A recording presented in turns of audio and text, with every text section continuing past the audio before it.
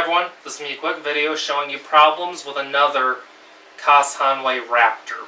This is the Shinogi Zukuri model. I have the handle off right now, but I'm going to show you the handle as well. So I'm going to address all the problems with the sword. As you can hear, there's quite a bit of saya shift, quite a bit of looseness. For a $300 sword, I think they could do a little bit better. My old Raptor does not rattle that much. This here is my Shobu Zukuri Raptor, and as you can hear,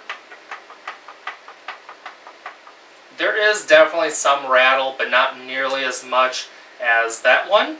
This one here is my Nambakucho Raptor. It definitely has more shift than my Shobu Zukuri Raptor, but still doesn't have quite as much as this latest one that was sent to me. Now I can say that this saya does have a tiny little bit of shift in the twisting direction, but not much, which is good. It is definitely tight enough. As you can see, it's not falling out, which is a good thing. And the Suba fit actually isn't that bad. As you can see, it doesn't fall off like that, but pull it and it comes right off. That's good. That means that it's not going to come loose easily, but doesn't require pounding on like a lot of their old Suba did. The finish on the fittings is already wearing off as well, and this sword is only a couple weeks old, so it shouldn't have that much wear already. Not a problem though. I will be taking this finish off. I will be giving this an aged look. I won't be taking it off completely, but I'm going to be doing it like how my Raptors are done. And this is an up close of my Raptor. As you can see, there is some black left to give some depth, but it's mostly removed. And when we take the saya off, you'll notice that there's no gap between the horn and the wood of the saya, which is definitely good. That looks really good. That's how it should be. There is a shim on the inside.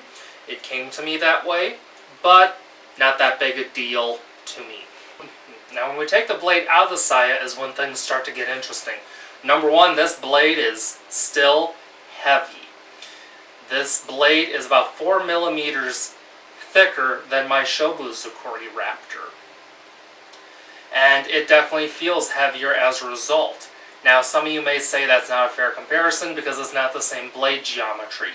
However, this blade is actually shorter than my Shobu Zukuri Raptor. And generally speaking, a Shobu Zukuri blade is actually heavier than a Shinogi Zukuri blade. So, as a result, to me, this is a completely fair comparison. This sword should have the same point of balance, at least, as my old Raptor. Now when we look at the grind of the blade, it is definitely not perfect. It's pretty wavy. When you look at the Shinogi, which is this ridge line right in the middle, you'll notice that it's pretty wavy. It'll go this way, then that way, and that's not normal. This isn't in reference to the curvature, this is just, it's not straight.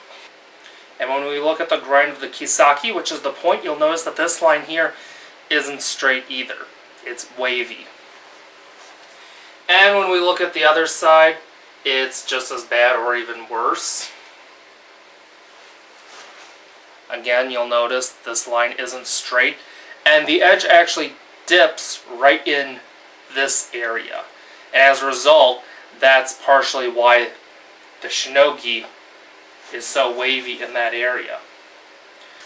It may be hard to tell, but the edge is going along, then it dips in this area, and then it goes back to normal. Also, the very tip was ground a little bit flat. And also, the whole tip is actually pretty blunt. So, whoever grinds their blades definitely is not doing a good job. And from what I've seen, there's other Hanway swords that it seems the grinder got away from the guy who was grinding it. So this seems to be a pretty common occurrence now. Now I'm going to nitpick a little bit. There's also a little bit of a burr on the habaki. There's this spot right here, which I'm going to assume is from the glue of actually shimming the saya.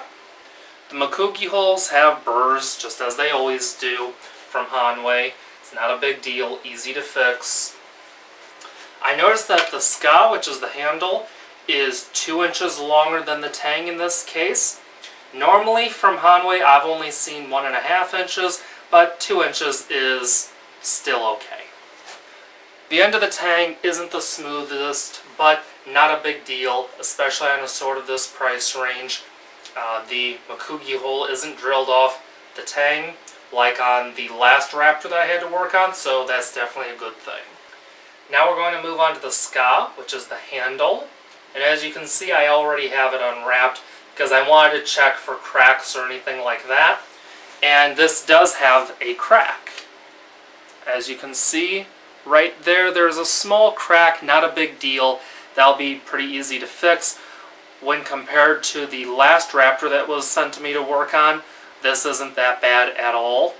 Although that still isn't good, but that can be fixed. There is wood overhanging the race skin right here. It seems that they tried to fix it for the most part because this here is actually pretty even and it looks like it was filed or something, but they didn't get it all. Also, the core of the handle right here, it has wood gouged up, so more than likely what happened was this fuchi was put on, it wasn't going on enough, then they took a rubber mallet and pounded it on. Not the right way to do it.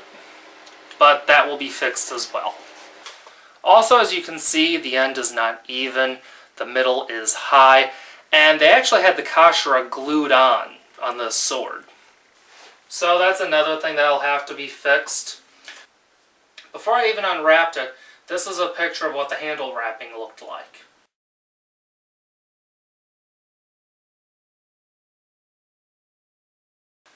The problem is, as you can see, it doesn't alternate. The strands don't alternate directions, which isn't traditional. For those of you who don't know, the reason why the strands alternate is so that if one strand is cut, the whole handle won't come unwrapped.